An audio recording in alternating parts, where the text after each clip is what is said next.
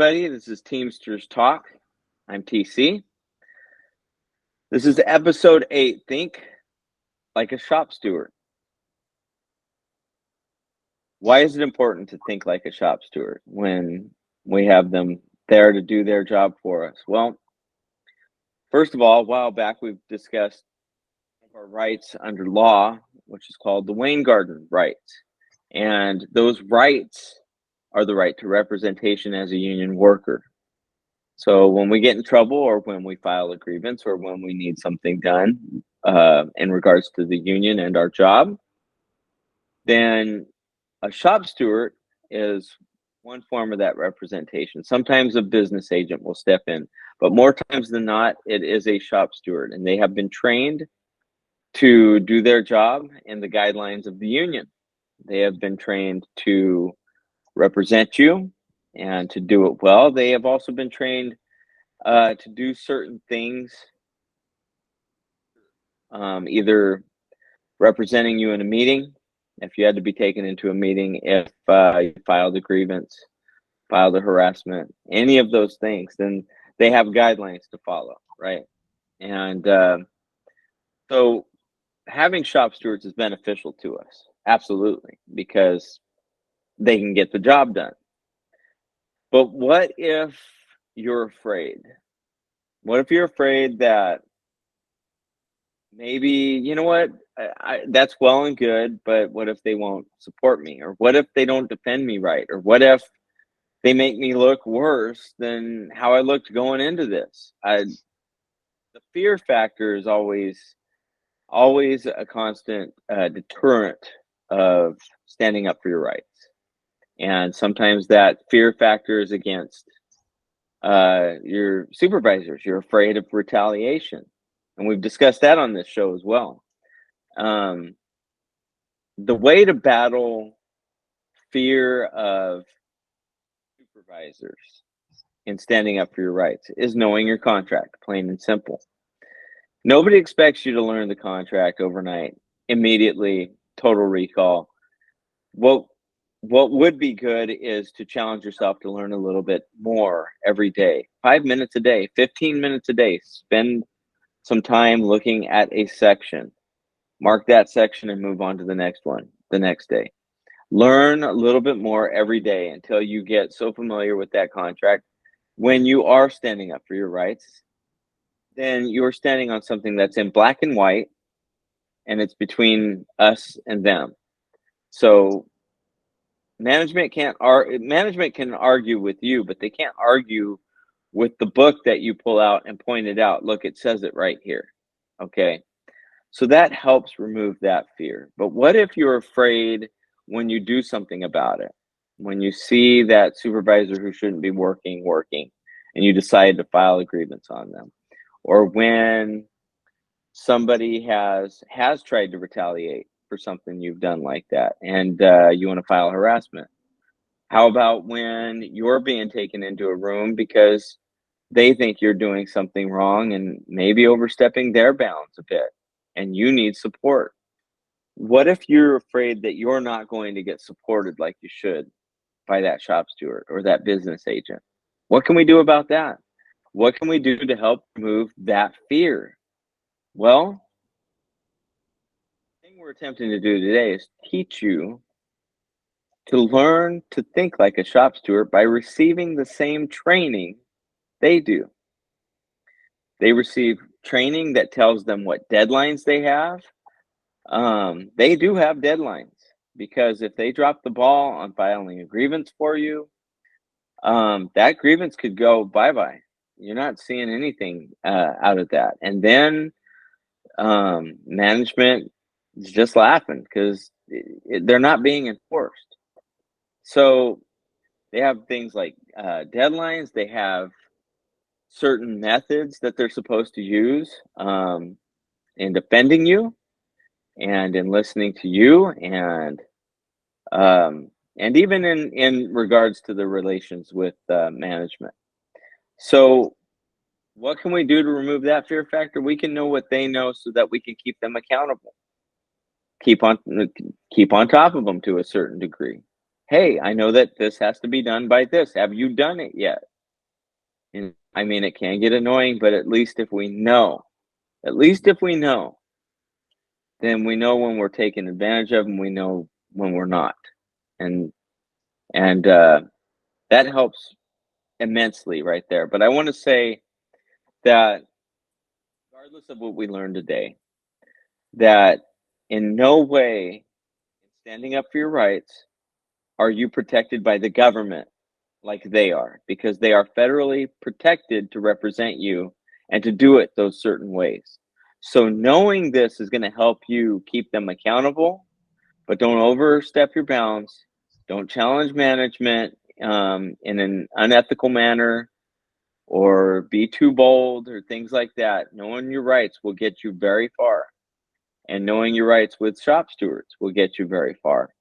But know where that line is. Remember that you're still not a trained shop steward, but you do know what they know. So, that being said, I'd like to recommend, before we get started on our subject tonight, I would like to recommend a few sites to check out. Adam has brought to mind, there is a website called labornotes.org. I haven't checked it out, but he recommended it, and I'm anxious to see what that's all about and what that can show us. There's also a couple of other YouTube channels that has some really good information. Valley Labor Report out of Alabama actually has some really good insight in the goings on of labor, the union issues, and things like that in the nation, almost on a day-to-day basis. They've really got their nose to the grindstone. They seem to they must have a big network because they know a lot of what's going on very quickly. So they're worth a listen to. There's also, for those of us in the shipping industry, if you want to know what's going on in the industry, there's one called Freight Waves, and they seem to be pretty up to date too on the nuances of our business. That being said, I'd like to make a request of everybody listening before we move on, and that is, in recent months, we've been able to monetize the channel. And what that means is, so Adam and I, we dedicate time to doing this. We dedicate, our passion is to take care of the fellow members by informing you guys, talking about the pertinent issues, right? And how to strategize, how to overcome that with knowledge, sometimes with networking together. That being said, we could use the help, because it takes money, right, to take time away from our family, but also for equipment, um, the planning parts of it, everything. We're constantly trying to figure out how to schedule this, and how to make it better, and how to make the sound better for you guys, how to make just it a better experience overall. So if you feel like partnering with us in doing that, there is a join button, a membership button. And if anything you can do helps the channel, it helps us. Maybe to get more out there more quickly, that would be awesome. I know that we would both like that a lot, to do that for you guys. Any amount helps, and I'll be honest with you, usually you can set up rewards, and we've tried to set up some of those rewards. There's not a lot of rewards in there, except just knowing that you're helping us help others, right? Help all our brothers and sisters out there in the union. So we appreciate you, even just the moral support. We really appreciate all of that, and we've gotten a lot of that from you guys. So thank you. That being said, one last thing is, we have Teamsters Talk at gmail.com. You can reach out to us anytime on that email, and we get back to you as soon as we possibly can. And you can always reach out to us, personal issues with the union, or just whatever, just a shout out to say hi and thank you. So that being said, we are joined now by my friend, colleague, co-producer, co-creator, Adam Ochoa, who has been in charge of the local union. at several points for 3 terms, I believe. Yes, sir. And he has done these trainings for shop stewards before, many of them, in fact. And so I'm anxious to hear what he can share with us. So basically, what we're getting tonight is an unofficial, official shop steward training. So thank you, Adam, for coming on. No problem. Thank you again, and welcome everybody. It's good to be back. We've been putting these episodes together, and we're sort of shifting gears since the UPS contract was ratified, and we're kind of now taking this to a broader look. These seminars that I've been a part of, the local used to hold 2 seminars a year to train shop stewards, and minus the 2020, I believe, because of COVID. We actually had ones on the book that we were holding, sort of in waiting, hoping that the pandemic would end, and it just never ended before the end of that year. So, and those seminars for us were anywhere between 4 to 8 hours. Now, we're not going to keep you on here for 4 to 8 hours because that's just not gonna, not realistic. And we try to break it down into some of the major issues, some of the bigger tools that you can use. But to Tom's point, and I always like to say this, almost a better word for a shop steward is an activist. And it can go both ways, right? While your shop stewards may be some of your best activists or your strongest activists, people can also just be an activist in the workplace and not be a shop steward.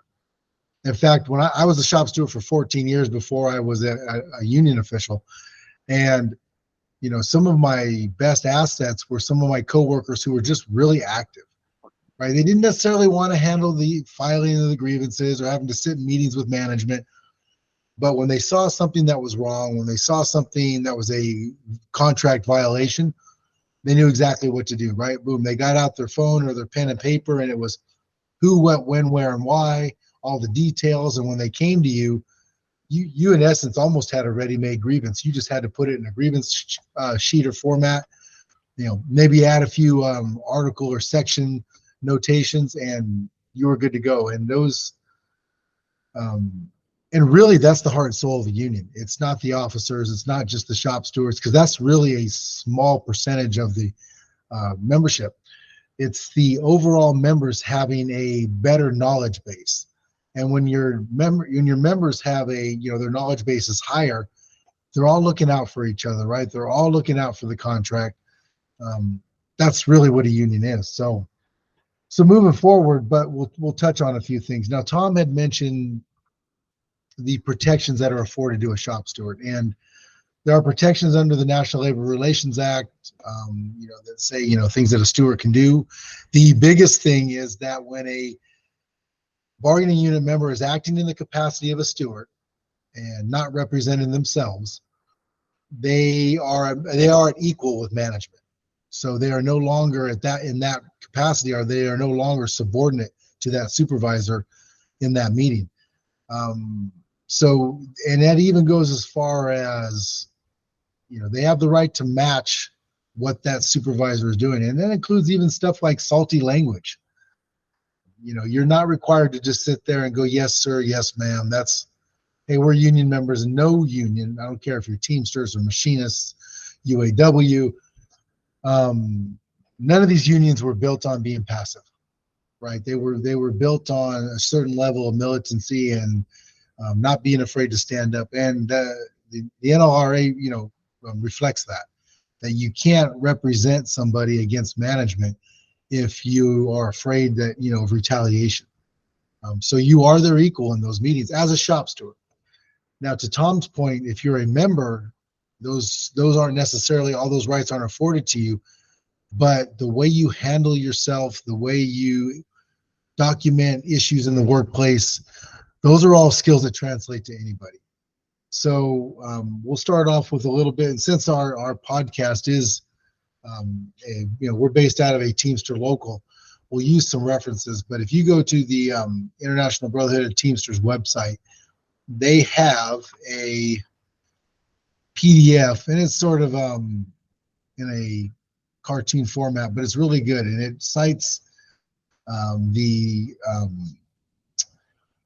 7 tests of just cause. And this, when it comes to discipline, what standard does management have to, reach to discipline an employee? And that comes down to, and we will bring it up here on the screen. Give me just a second. Okay, here we go.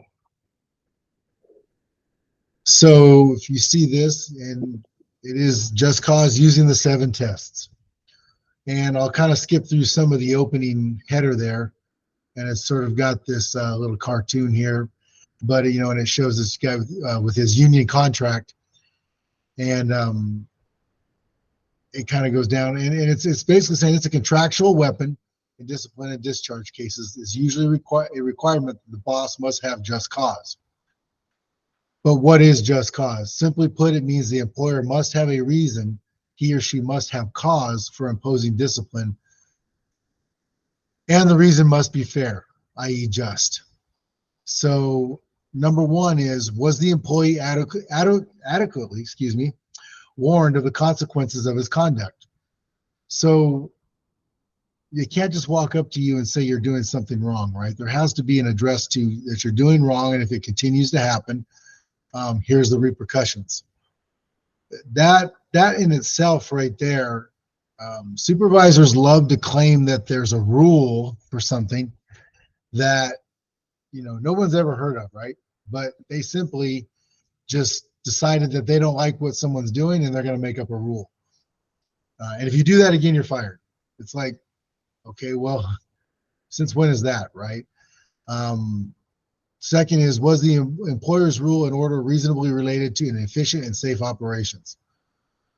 That's another one, right? A lot of times supervisors, let's just take, let's say you work in, most of the companies have departments, and each department supervisor sort of has their own quirks and things they like and don't like.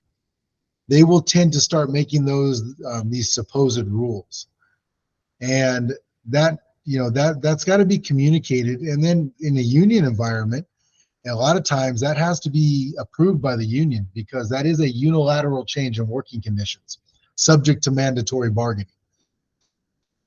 So don't just accept the fact that your boss says, hey, this is a rule or a policy. The first thing I would ask them when they say that is, they say, hey, great. Can I see that in writing? And you'd be surprised how many times oh yeah, we got it. Sure, I'll get it to you. Next day, hey, I'm still looking for that policy you said you had. Well, we don't actually have a policy, but I don't want you doing that anymore. So that's something that has to be, communicated to you and to the union.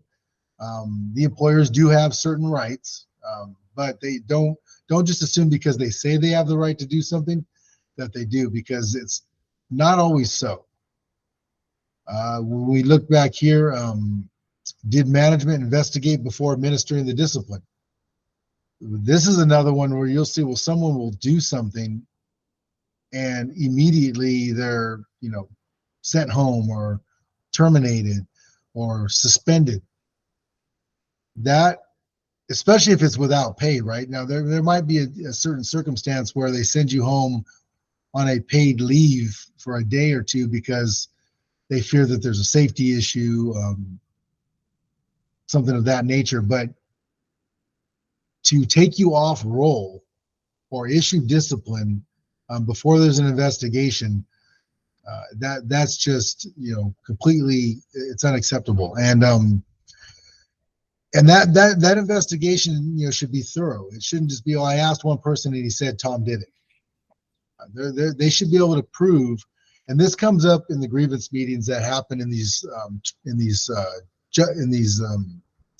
excuse me, I'm at a loss for words right now, these discipline cases where people are taken off roll literally just on a whim.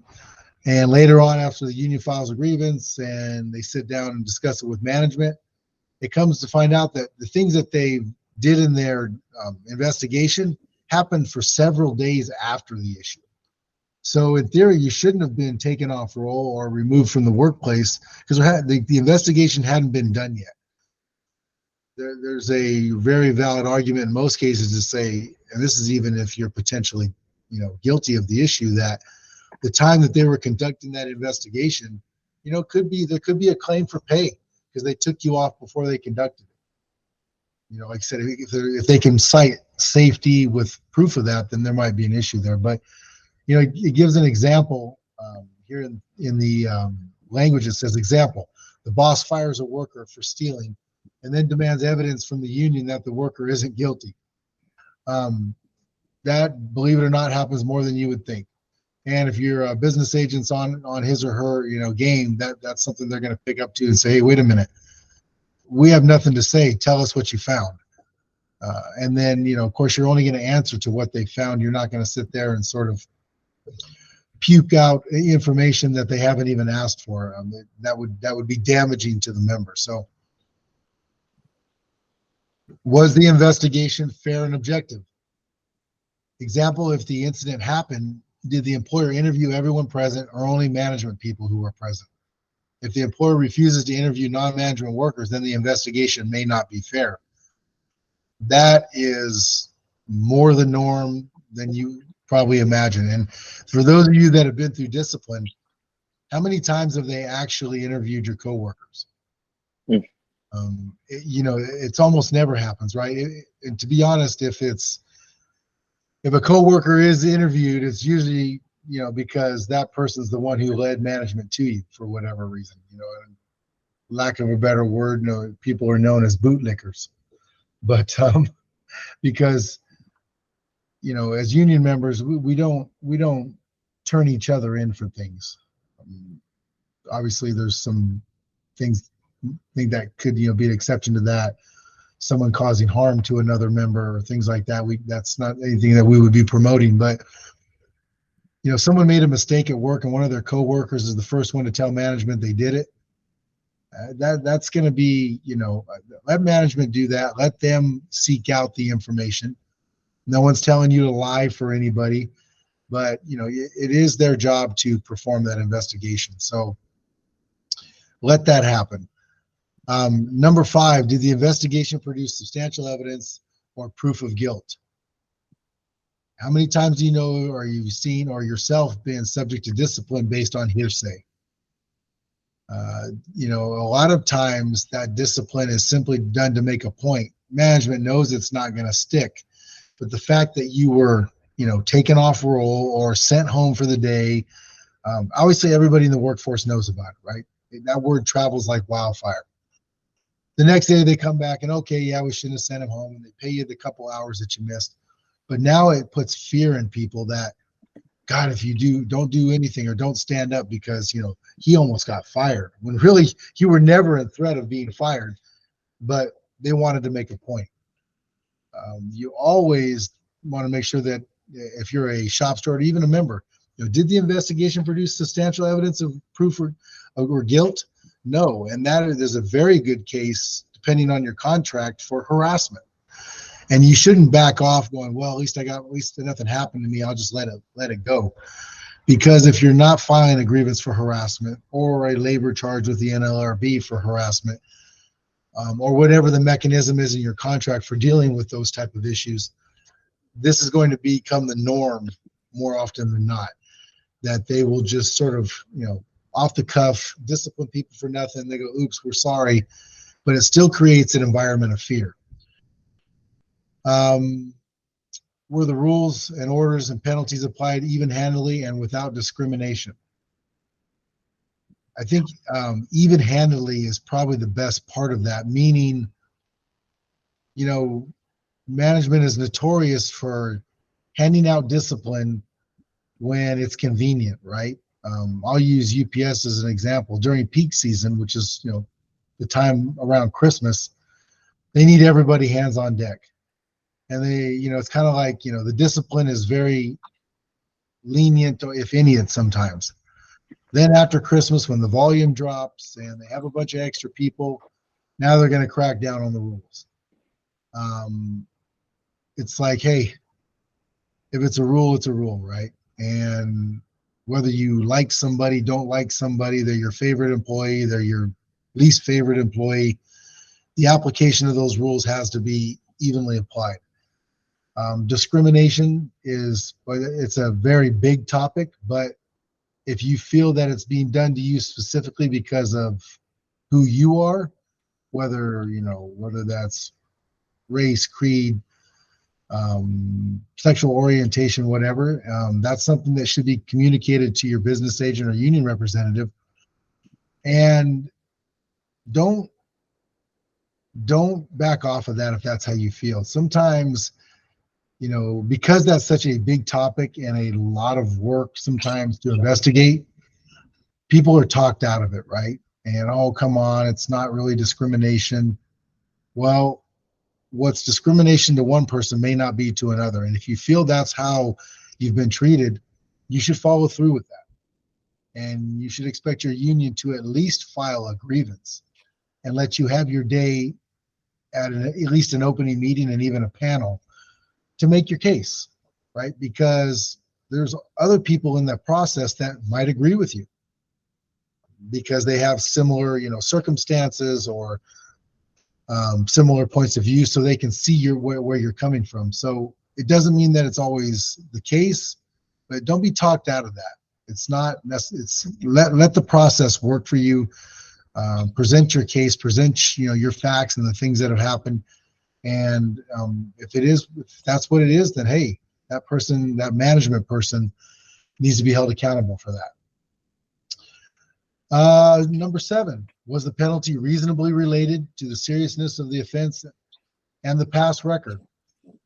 Probably a great example of this is attendance, right? If you have had just repetitive attendance issues, right? You're constantly late, constantly maybe you call in sick above whatever your sick benefit is. Anything attendance related, that's usually where you'll see. But if you're sort of one of the management's friends or favorite, it doesn't really apply to you. But if you're the person who they don't like, man, you're late 2 or 3 times and it's like, hey, we're coming down on you. That it's got to be based on your past record. You're a model employee and you're late for the first time or the second time. Is a suspension warranted? No, it still has to be progressive. Right? It's progressive discipline. And you'll see sometimes where when it comes to attendance, it's how much of an inconvenience was it for management? Well, if they got 20 sick calls that day and they had trouble running a certain line, that's it. Everybody that called in today is getting a warning letter. But if you're one of only 2 or 3 and it didn't really affect anything, hey, nobody cares. It's got to be equal. It's got to be regardless of the situation, not just because it was a problem for them. So in a nutshell, that's the 7 tests of just cause. And we'll see if we can attach this link to the video once it comes out. There's a lot to that, but that's just something that you should read through because especially for your stewards or even your members, right? Know your rights. Don't let management just tell you what they think it is or what they want it to be. Know that they have certain standards to uphold. That's something that alone, when you call them out, like the random rules that they tend to claim they can do, a lot of times they either made them up or another person in management just told them they could do it. There was never any proof that it could happen. So that's the 7 steps of just cause. Now, as Tom spoke earlier, 5 minutes a day. Let's just say one section a day of your contract you could read. And it literally within a few weeks, you could probably have your contract read with just some very casual reading. And anything you don't understand, call your business agent, call your principal officer or your union. Ask them, hey, I read this yesterday. What does it mean? And more than likely, they're going to, should be willing to take the time to explain that to you. It's so much easier for your business agent to do their job when they have an educated membership. Generally, when I see union officials that just claim they're so far behind, they can't get anything done. They're just swamped and they're, months behind. It's because they haven't engaged their membership. An engaged membership is calling management out on things all the time. Literally just stops them from doing half of the stuff they usually do. Then having a educated and informed shop steward base that is empowered to do what they need to do to enforce that. I know as a steward, if I felt that my business agent had my back, hey, I was willing to, use my rights as a steward to the fullest. Maybe even push them a little bit, because hey, I knew at the end of the day, he had my back, right? And he was going to, and even sometimes when I pushed it a little bit far, he still had my back. And then he pulled me aside and be like, hey, you might have taken that one a little too far, but let's just be careful there. That is really the heart and soul of our union organizations, right? Of any union, is member involvement. If the members aren't involved, there is little to any chance that contract is going to mean much except wages and benefits. All your rights under it will just get trampled on. Management will just literally just walk past those rights and over those rights because they could care less. Because usually those rights make more work for them, right? They can just take a shortcut and grab this guy regardless of seniority, or this lady and regardless of seniority. And you're wondering, like, man, shouldn't I be doing that work? Shouldn't I be getting that overtime? Shouldn't I be getting that job? And it's like, yeah, but we want him or her. Knowing those rights is just key. So what happens when you see a contract violation? Well, pen and paper have sort of become a thing of the past in a lot of cases, but you can always keep a notebook on you or some form of, digital notes, and jot those notes down, right? And to what we spoke to earlier, who, what, when, where, and why. Time, place, any pertinent information, right? The belt number, the supervisor, the place in the building, who was around. Hey, Tom, Bill, Joe, Betty were there too. They might have saw something.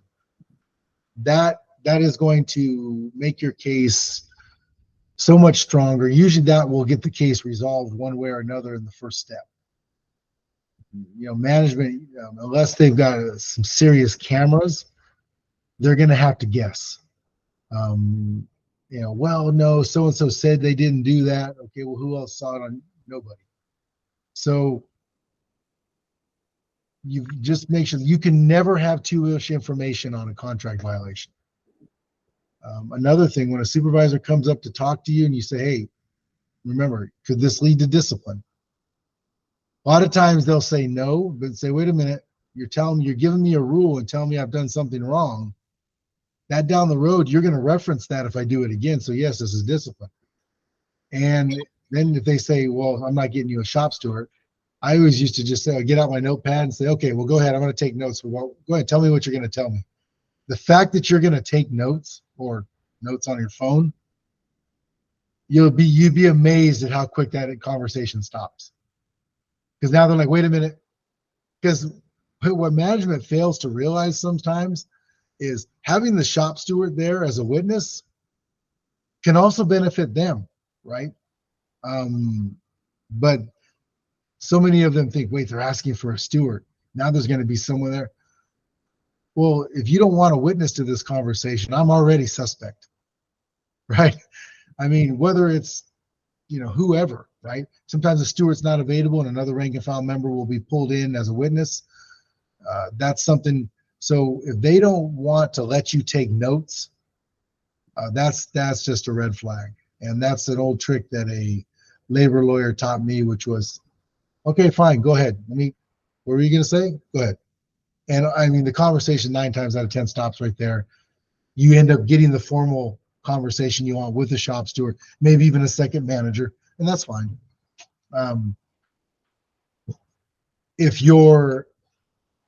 You should always be doing, and I'll give you an example of something recently at UPS. One of our shop stewards on the day sort, Debbie Melvin, started a Facebook group, UPS Teamsters, and several of us are on it.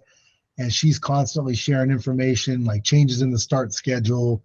Hey, this is a problem going on over here. You guys have a problem with this? Oh, yeah, we do. Any type of network you can create within your work group to share information, share issues, that will empower us to a point where it's interesting how the smallest little bit of information you think is maybe minor, there's 20, 30 other people that have the same issue, right? So you're almost never alone on an issue. So that's a great tool. Social media for some of the issues that it may cause sometimes, if used properly, is a very powerful tool, right? It's a great way. You used to have to run around and try to tell everybody something or try to give everybody a piece of paper that told them something. Now we're just, no matter how much we try, we're all stuck on these, right? And if you can create a group or a text group or a message group that shares information, one note on that though, make sure that the information isn't disclosing anything personal about anybody, right?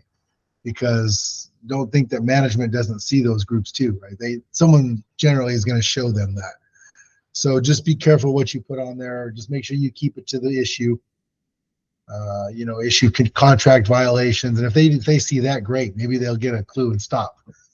But the electronic factor of sharing information has made it should never be easier for us to be unified and to have the same information. What I used to do with the union is we have an electronic grievance system and you can make it email copies of grievances to whoever you want. Well, usually one goes to the grievant, one to the labor manager, one to the direct supervisor. But there's also, I used to have all the shop stewards in our unit as options. And I would send a copy of every grievance, even if it wasn't in their department, to every shop steward. Because that issue may be an issue somewhere else. And all of a sudden, one of the shop stewards says, hey, that's going on in our department too. So they call the business agent. Hey, that grievance you sent over for Tom at shipping, we have the same issue in receiving, something of that nature, right? And it also lets the stewards see how their local's working for them.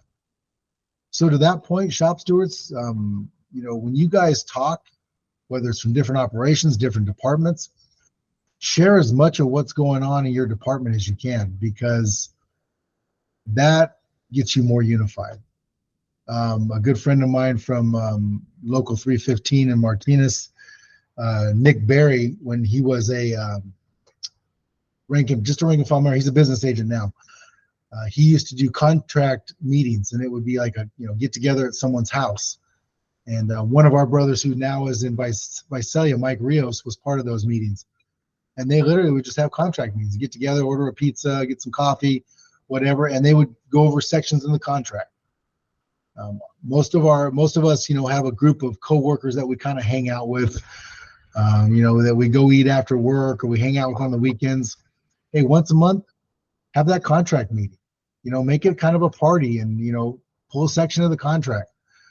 That never gets old, because you can read your contract over and over and over, and you're always finding a new way to sort of see things. Sort of back to what we were talking about though, because our topic is think like a shop steward, which is always be looking for a way to resolve the issue at its earliest possible chance, right? Because the more people, as it goes up the chain and gets into panels and gets into arbitration in the last case scenario, you're starting to bring people into the fold that may not be as directly connected to the issue as you and your coworkers are. And so while that may be necessary sometimes, and if it is, by all means, exercise all your rights. But usually that shop steward or that member that keeps that cool head and presents everything for what it is and this is where your information becomes extremely powerful. When you walk into that first meeting or that first, disclosure of information with management, the member, maybe your business agent, and you have this mass of information that, is to prove your case. 9 times out of 10, they're like, well, okay, never mind. We got it. We'll pay them. We'll fix the issue. If you're very vague and don't have much, they're going to make you prove it, right? What do they have to lose? Never mind. Nope, we don't agree. And you move on to the second, third, fourth step in the grievance procedure. And like I said, that may be what's necessary. And if it is, by all means, take advantage of that. But always be looking to stay calm and cool as long as possible. What the old adage is, be nice as long as you can until you can't be nice anymore. That's gonna get a lot of things resolved. But stewards, never be afraid to stand up for your coworkers, and coworkers for each other. When you get a group of coworkers in a place that act like a shop steward, right?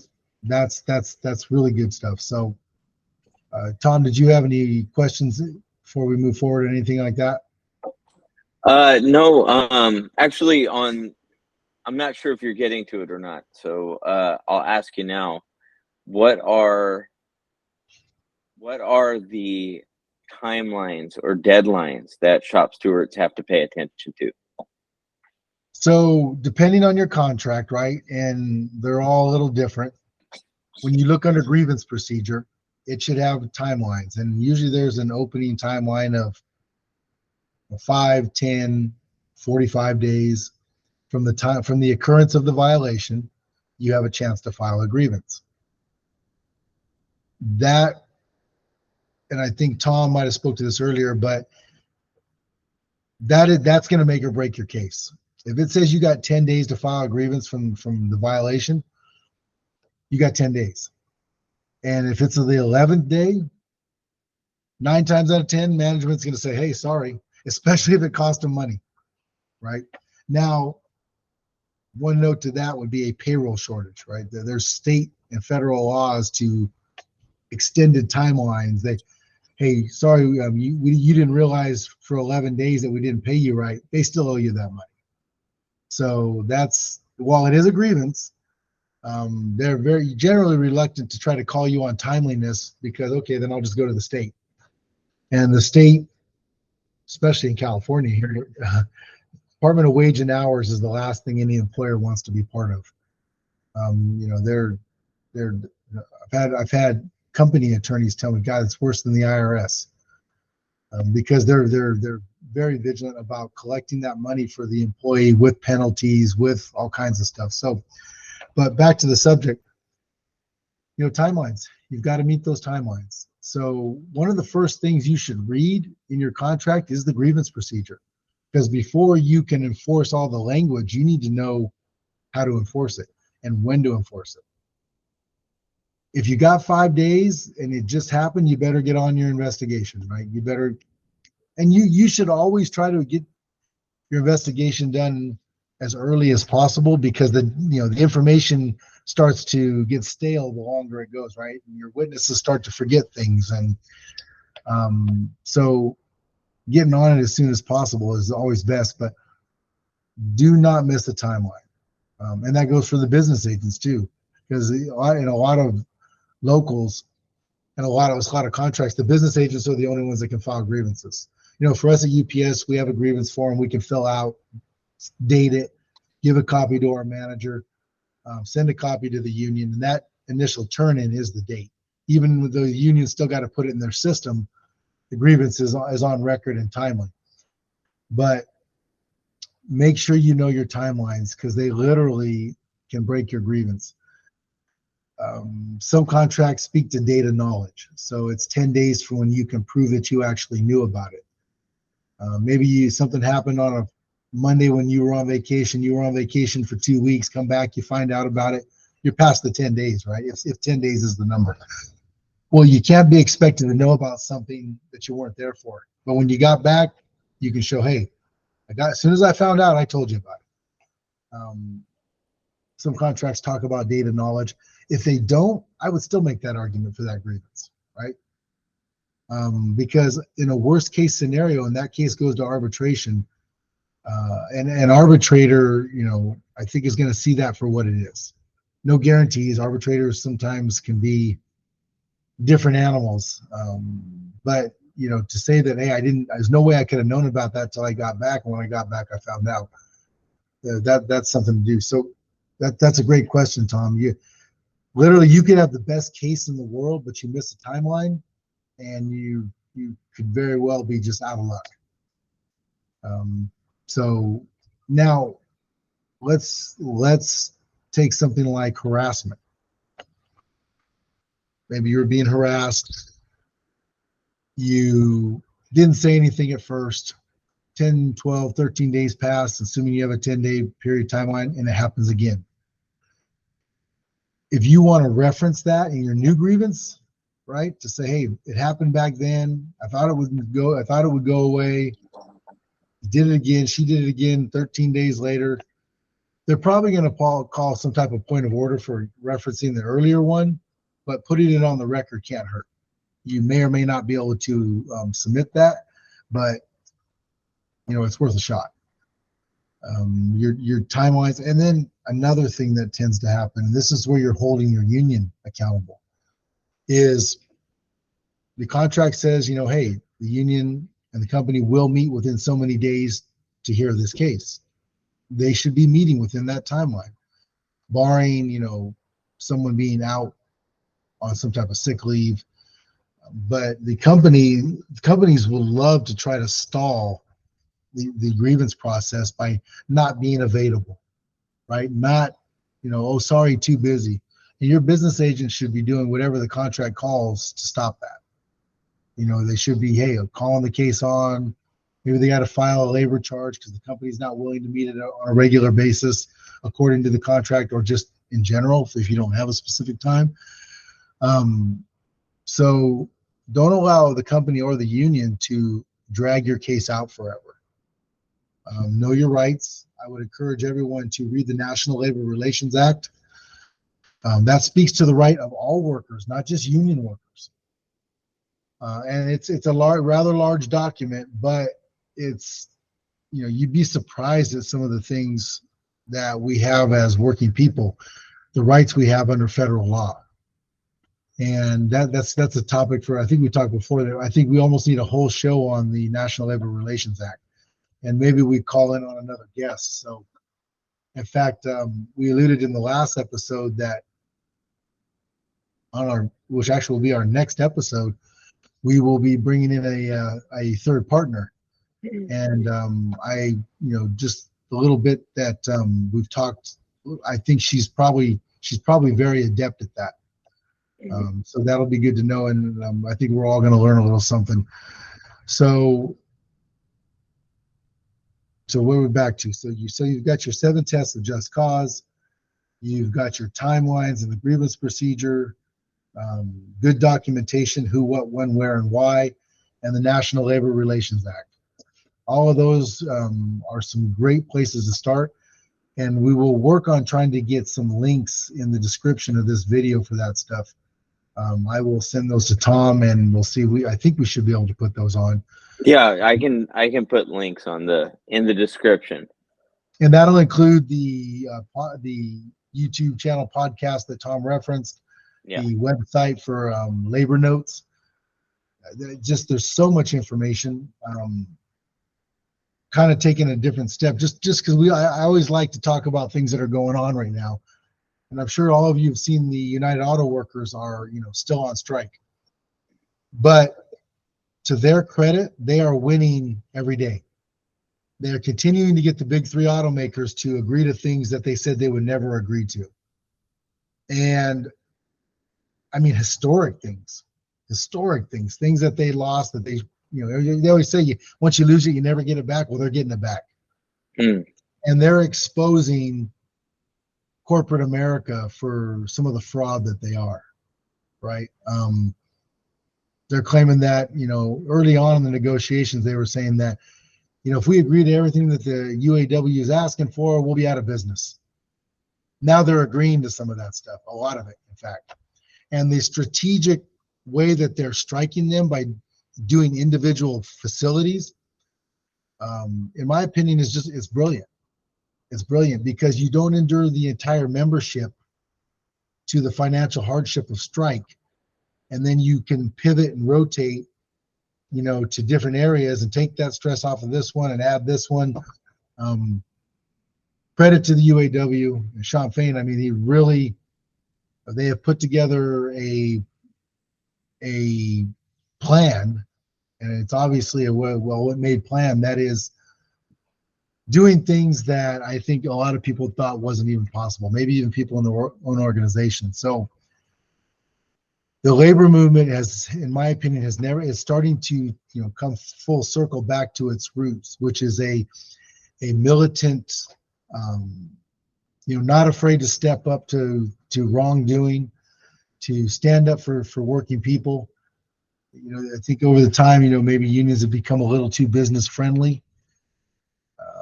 Yes, we want these employers to make money because that benefits us, but at what point do they continue to bypass us in that success and go straight to their stockholders? The people that make them the money are the people on the floor. At the end of the day, labor generates wealth, and that wealth, nobody's trying to get rich off that wealth, but a fair compensation for a hard day's work, and a fair part of the profits that they create. I'm always baffled that, and I guess it's always been to some degree that way, that well, even here union workers sometimes go, well, yeah, but those stockholders will have to make money. And I'm thinking, you're talking about someone who doesn't even work there in most cases, right? There's employee stock and programs and things like that, but the bulk of those stockholders is somebody who's never worked there, never generated that profit. The argument against that is that, well, it's their investment and the money they've given that's helped generate profit. You can put all the money into a bad plan that you want or a bad workforce, but it's the good workers that make that plan work. And so hats off to the UAW. Kaiser workers here in California recently went on strike and are doing what they feel is best, and hey, support them. If you're a union worker and there's a picket line near, hey, take a few hours out of your day and stop by, right? And take your family. Expose the next generation to what people are fighting for, because that's a big problem now too. There's been so much labor peace that the last several generations think that it was always that way. They don't realize that the generations before them had major strikes. Heck, the National Labor Relations Act was created because at one point strikes were wildcat strikes and things like that. I mean, people lost their lives on picket lines fighting just to be treated right. Not just a decent wage, but how about I don't die at work? Minor things like that, and which led to labor wars in the streets and people, a lot of violence. So no one's calling for that type of thing, but some militancy and the ability to, and the willingness to stand up to wrongdoing and to ask for something more than just whatever you're willing to give me because you decided today I deserve a little pat on the back. Never be ashamed as a union worker that you make good money, right? I've heard people say, well, yeah, but you guys, you get all those great benefits, and yeah, exactly. And you could have them too. Join a union, right? Join a union. There's nothing but positive to joining a union, to becoming union. We can give you can email me and Tom the notes, and we can direct you to local unions in your area. Whether it's Teamsters, whether it's UAW, whether it's machinists, God, there's a union covering your craft somewhere. Mm-hmm. And at least take the time to sit down and talk to them, because don't believe what you're told from friends, family, relatives, the community, that you don't need a union. Do your own work, right? Do your own research. So that's about all I have for this today. I think we've kind of sort of given a basic reference, some links to where you can find more information. Tom, I got one more question for you. What do you do? What can you do? And I think you alluded to this already by talking about the fact that at least locally we have those grievance forms, and we can kind of fill them out and start the process of ourselves without almost just doing it, giving a copy to each, and then it's in the works already, which is really positive to hear, because I didn't even know we could do that. That being said, my question is, if uh, if you go to a business agent or a shop steward and you think you have a case and they're convinced in their own minds that you don't, and they don't want to do anything about it. They don't want to file the paperwork. They don't want to even fill anything out. They just want to convince you to do otherwise. Or they say no. I've even heard of instances where they're like, well, you don't have a case. It's a gray area and we're not going to file it or whatever. Do you have the right to insist, number one, that they file it and then see that that goes through? So the union holds the final say on whether a case, has merit or not. But get your contract out. This is the Del Monte contract in our local union, Del Monte Foods, and tell them, great, show me in the contract where it says that. That's the first thing I'm going to say, right? Because no harm, no foul, right? Because sometimes people in their mind have the right intention, but I'm very reluctant to take anybody's just word that I'm wrong. And I'm stubborn. I'll tell you right now, I want, show me in writing. And then after you show me in writing, I may or may not agree with you, right? There's just no hurt, especially at the first and second level of a grievance procedure, which is sit down with management, talk about it, have an initial review of a grievance. At least you've, number one, put it on the record. Number two, once you've entered the grievance system, now the discovery begins, right? And the union now has the right to do information requests and to prove, because sometimes even as a business agent, right? I've had members come up to me and I'm like, well, I don't really think that's a grievance. And then they make their case and they're like, well, but I do. And they've read their contract. And I think that right there means that. And I'm kind of like, you know what? I don't know that I agree with you, but you kind of make a good point. Yeah, let's file it. Let's see where it takes us, right? And I've had those where I was like, wow, we've won those cases. So it just doesn't hurt to at least file, have an initial meeting, a full disclosure of information. And then at least, even if the members was wrong, they can see the process and they're going to learn something in that process, right? They're going to see how the grievance procedure works. It's not this sort of mysterious process that only the business agent and the company knows, right? No, they've sat in a grievance meeting and saw how the information is presented. It only makes them better, even if they lose the case. So, and in a worst case scenario, if you still think you're right and they refuse to, you can call the NLRB, right? And they'll conduct an investigation.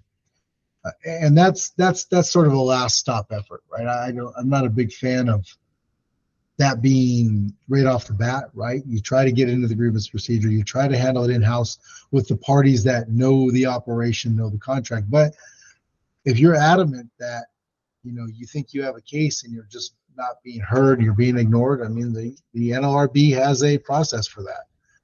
And that's probably another link, Tom, that we should provide to the NLRB, to their website. So it's, there are so many tools available to labor that most people don't even know about. So it's good to know those, right? And a shop steward, it wouldn't hurt for shop stewards to know some OSHA regulations, right? Some wage and hour rules, because a lot of that stuff, sometimes safety is a convenience for these employers. They have safety committees so that they can show they have one, and you have safety rules, but if the stuff has to get out, nobody sees that safety violation, right? It's kind of like, oh yeah, that's fine. But when it's convenient, hey, that's something that you should be bringing up to your business agent, right? Yeah, we have a safety committee, but whatever they bring up to management, it's not acted on, right? It's kind of like, yeah, okay, great. And everybody, takes a safety test and we're all good. I know with our work group, my work group at UPS and Feeder, our safety committee has been very adamant about, hey, listen, we're not going to be part of this committee unless you start acting on some of the things that we bring up to you. And they have been in fact, they at one point were even saying, listen, we're done with this unless some of this stuff starts getting fixed. and they've been able to start getting some things fixed around the building and the feeder department. So I always tell people, don't be part of a safety committee if management's not going to act on the things that you bring up. Mm. Right? Because all they're doing then is taking credit for having a safety committee, which is usually some type of an insurance requirement and even sometimes a state requirement. And they're getting their kudos and dotting their I's and crossing their T's. Look, we have a safety committee, right? But if you're not listening to them and acting on that, what they tell you, all you're doing is making it easy for them, right? In that case, hey, I'm not going to be part of the safety committee, but I am going to call OSHA, right? So, and that, once again, that's another sort of a last resort thing if you have to. But hey, at the end of the day, we're all accountable for doing our job, right? And management's no different. The union's no different. And those are the tools that, you know, if it has to come to that, then it has to come to that. But let's hope not. I think that's about it, Tom. Anything else that you can think of that you got a question on? No, I think that was very informative and beneficial to all of us to learn some of the ins and outs there. And no, I think that was good information. Thank you for sharing that with us. And like you said, I think I think the next episode, or at least the one after that, has got to be the National Labor Relations Act and the board and how that all works. That would be really insightful, I think. Another level of protection. Like you said, it's last resort, but it's good to know where those rights come from, at least in the legalities and the history that brought us there, and then to also see just the depth of those the legal rights at that level. Like you said, last resort, but still good to know how deep this can go. And then something that Tom referenced earlier, just a shout out to our brothers at the Valley Labor Report. I think their show is every Saturday morning. And then they take that show and do some shorts, you know, during the week from that, or you can watch the full show. I really encourage people to watch that show. Now that me and Tom, so this podcast started originally, you know, during the UPS negotiations, and then now is shifting to a broader thing. The Valley Labor Report, they do some really good stuff. So you should follow them on YouTube. They've got a really cool kind of style, very energetic, and they're constantly just, you know, bringing information about unions in general. And so much of that stuff, even if they might be talking about a different union from yours, it applies to you, right? Because it's generally all tied into the NLRA. And so they do a great show. I mean, I'm in my truck, you know, 12 hours a day, and I'm always playing bits and pieces of their stuff in my earphones and amongst all the other stuff that, you know, we listen to. But really great job. They do a good job. So thank you again, everyone, for listening. We were really glad that this thing's shifting gears. We're really excited about the upcoming episode. We're going to really have a new dynamic to the show that I think is going to, you know, I guess in essence, it's a little bit of a test, but I'm excited. Yeah, me too. So with that, I'm good to go. And everybody, you have a great weekend, and we'll see you soon. Have a great weekend, everybody. Thank you. Bye.